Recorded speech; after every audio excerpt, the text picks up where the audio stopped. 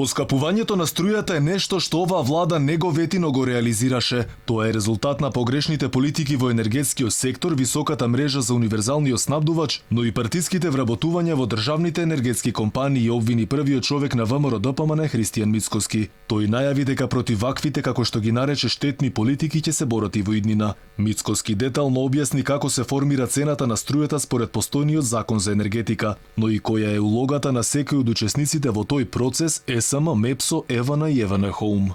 Постојат три одговори на овие три клучни прашања, кои што се суштински за да се разбере зошто цената на електричната енергија е покачена за 7,4%. Првото е високата маржа на универзалниот снабдувач на сметка на ниската цена на компанијата која што е во државна сопственост и индиректно ги оштетува граѓаните. Втората е поради големите и масовни партиски вработувања пред изборите, со што се зголемија драматично трошоците за вработените во компаниите со државна сопственост, како што се МЕПСО, МЕМО, поранешно ЕЛЕМ, денешно ЕСМ.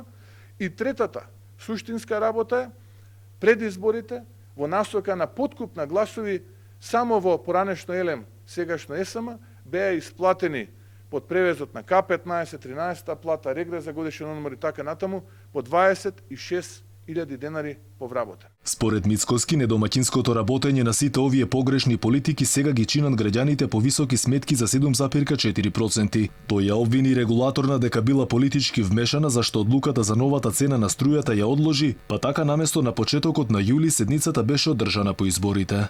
Се чудам зошто тоа не го направија како што секогаш го прават на почетокот на јули, зошто ја одложија таа седница која што требаше да се случи на почетокот на јули, бидејќи регулаторен период е од 1 јули до 30 јуни во годината, а не од 1 август до 30 јуни. Но одговорот е јасен и претпоставам и на вас ви е јасен и на граѓаните им е јасен одговорот, затоа што тоа беше политичко калкулантство и директно политичко замешателство, зошто одлуката на регулаторната комисија не беше на почетокот на јули, кога секога се носела, туку беше на крајот на јули, веднаш по завршување на изборите.